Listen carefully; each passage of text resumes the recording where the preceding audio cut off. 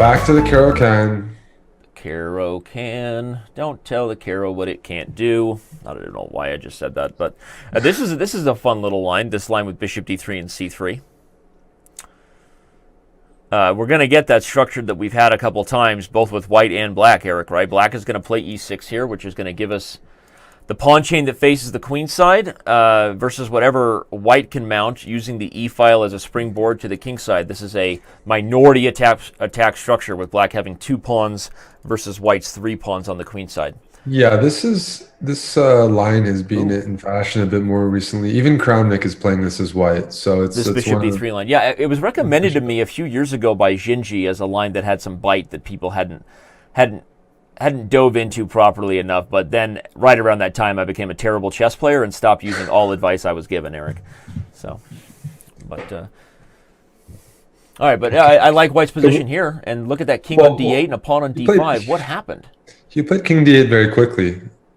Trying to figure out what just happened, but I would say what I'm seeing right now is Wesley is at first it was like Magnus was playing really well. Wesley still needed to improve a bit. Now it looks like Wesley's on tilt. Yeah, he's actually like he's finding himself in a lot of lost positions or just terrible openings. And the terrible openings is the last thing you're going to see from Wesley. Yeah, no, you're right. I mean, he's really good there. Wesley So may get outplayed, and yeah, as you've said, I think a lot of people feel that maybe he even has too much respect for Magnus. Obviously, Magnus' reputation can inspire fear amongst his peers, but this is tilt. This is just bad. Ooh, interesting.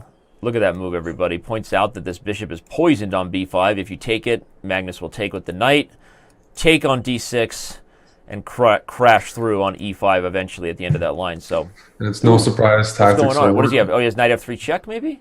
No, he's lost. He's just completely lost here now.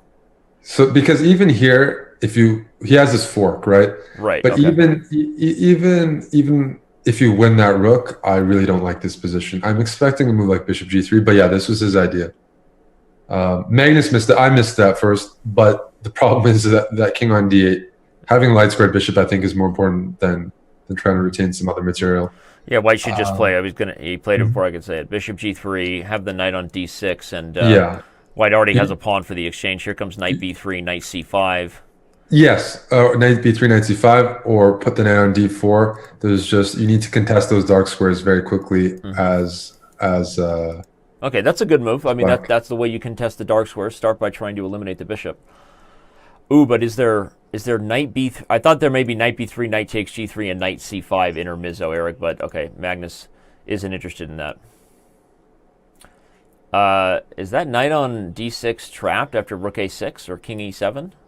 Ooh, he finds it. I think that knight on d6 has wandered too far from home. Yeah, this is a random position to blunder in, but it looks like this is actually happening. It's a hard blunder easy blunder to make. Magnus kind of shaking his head there. I think he's like, oops, the knight is lost. No, he's blundered. Yeah, that's just Carlsen making a couple blunders here. Still not game over. We'll see what happens. Yeah. Honestly, I didn't even see knight c4, rook d1 as a chance to keep it live. That's why Magnus is next. He's going to play maybe rook d4. And he has this idea that after rook d4, rook d8, there's maybe queen g5 check. So I'm expecting rook d4 here. He's going to keep this queen g5 check in his pocket. And I have some ideas with that. But I'm not like, yeah, you're down a rook. Okay, this also works. But yeah, like... this was more of a case of Magnus blundering, but that's sometimes what you need. Usually, you can't count on it. Let's see, Wesley. That was the right rook to bring to d8. Everybody, and it forces resignation by Magnus, which is a huge win there for Wesley So. First win in like a dozen games. Another anonymous user just subscribed. Thank you for your support of chess events and of Twitch TV/chess. So okay. Regardless of how he got there, and certainly Magnus turned what was a brilliant opening with Wesley's king on d8, right, into a terrible middle game. But a win's a win, and Wesley So has stopped the bleeding officially. He's stopped the bleeding. He's gone back to this Coley system. I'm not exactly sure why. He had a good position last game with E4. what he had. Yeah, but Yeah. let's see. 2 in a row. 2 in a row for Wesley. That's what he's... 2 in a row. He gonna do 2. I feel like we're talking to the Cleveland Indians here back in the movie Major League. If you win again, that's called 2 in a row. If you win 3, that's called a winning streak, and that's what we need to mount here. Yeah. So okay, this is a pretty standard position all across the board. And Black plays around this knight on e5. He puts maybe the knight on g6. Sometimes he gets a knight e4 whenever he's got the chance, but you don't take on e5 until the time is right. But yeah, they're still in theory here, actually. White will prepare for either moves like knight df3 to reinforce the knight, or look for you can't really look for a chance to play c4 anymore after a move like g3, because you wouldn't really want to open up that bishop on b7. But maybe he is going to go for it. Yeah, he might go. He might go for c4. I was highlighting. I don't like c4 for white. Yeah, you don't want to open up that bishop on b7. And he agrees. Maybe the rook on c1 was more just about protecting this, overprotecting this c2 pawn against the glaring tower on c8. But after b4, I think we're going to see knight b3, knight c5 by Wesley. Knight b3, knight c5. So who's getting there first? I mean, Black's going to have to contest that idea. That is probably a bit too much space to allow a knight on c5 and a knight on e5. So after knight b3, you might be able to play knight e4.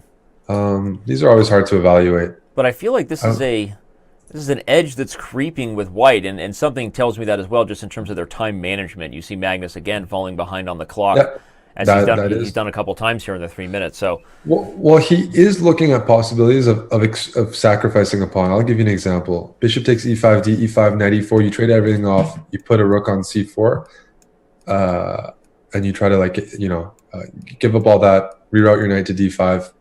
You're down a pawn, but you have all the light squares and you have the c file to work with.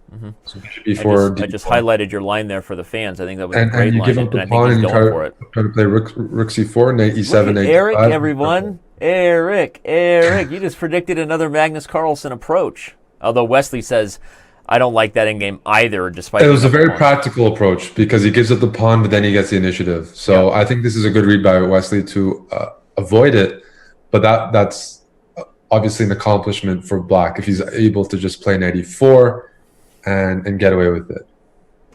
Magnus consistently looking over to his right and to what seems to be a TV in the living room. There's some theories bouncing around that he's watching the Real Madrid match right now, we know he's a Real Madrid fan, Eric. So just a fun little food for thought. I'm also a fan of Real Madrid, so no issues there. Yep. All right, well, here comes knight to d2 for Wesley. I still, he plays it. I like white to get a second win in a row in this game right now. I feel like he's dealt with this practical shot by Magnus with knight e4 well, by kind of, focus on it, strangling the c file. He established this bishop on d4, so now when he does eventually gobble up this e4 knight, Eric, I think it's a much safer edge for white now. What do you think? I agree. I agree that he's handled very well. He's playing around. He's not allowing Magnus to get in those exchange sacrifices that make life so much easier. And this way, he's doing it under his way, which is not allowing this bishop on b7 to become a monster. And Magnus now under a minute. Takes e5 and finds a way to continue to keep it practical, which is what he does. So if bishop takes c4 and f3, Danny, I think he's just winning here. Bishop takes... Yeah, even... Oh, there's knight takes d2 after f3. Okay, but even just take e4, right? And then probably Take e4 and play rook and trade everything off. Well, Magnus is going to do this. He's going to put his bishop on d5. He's going to play f5, and he's going to say, you're up in exchange, but I really have a powerful bishop on d5 and some control. So the big trump card for white will be the A and B pawns versus the single A pawn. So if white can, and Wesley knows that, so he immediately starts mobilizing his majority. That's one thing you have to do. Bring the king to d6. Both sides have clear plans. The rooks need to get better. They need some open space, open files. You're going to generate that on queen side. Black obviously very strong in the center of the board with that pawn formation, but you'd like to play around it. Now, b6 is the move you'd like to play as white here and play rook b5. Yeah, and he's gone for it. I think you're right, that even if you end up losing that b pawn, you don't want to let black get the king to d6 and fully fully come together. Shout out to Ben Dover, who just subscribed on our Twitch channel.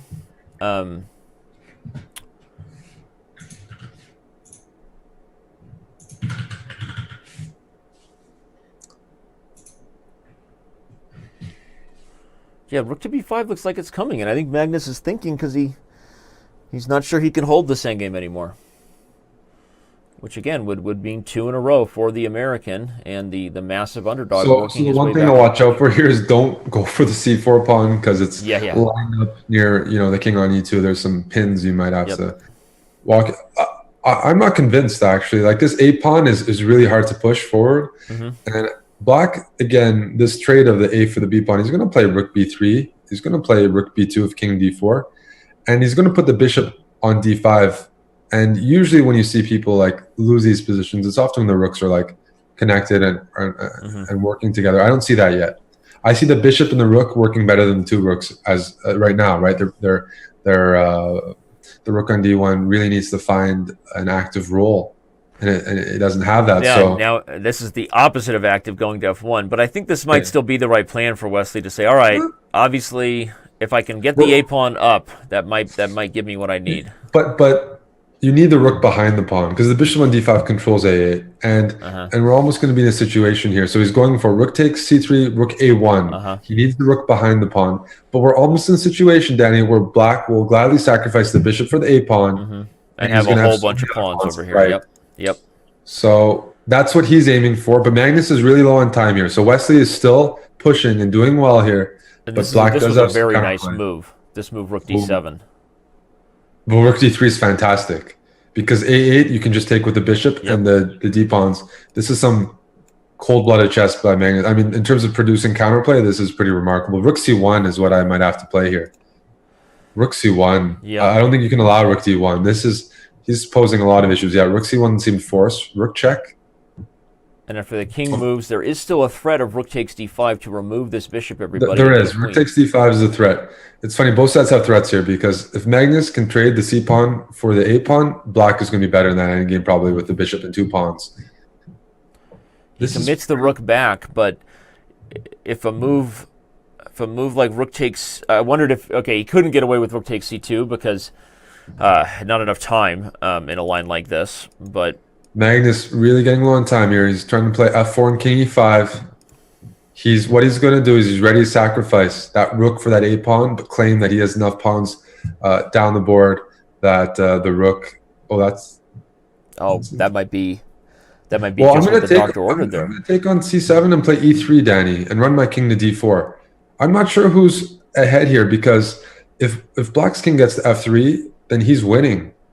Because I mean. Okay, wait. We missed rook c5. No, e2. You can take queen, I queen. Isn't it with check? No, because I have the skewer on e8 at the end. Very nice. So rook c5, e2, queen, and that's a blunder. Yeah, Magnus. That is a blunder by Magnus. Takes queen. Excellent find, Danny. That a8 queen here, and you got the queen to e8 check. Oh, but Magnus isn't giving up. He's going to try to work the e pawn forward. But he's that's a cute little way to end it. Look at that.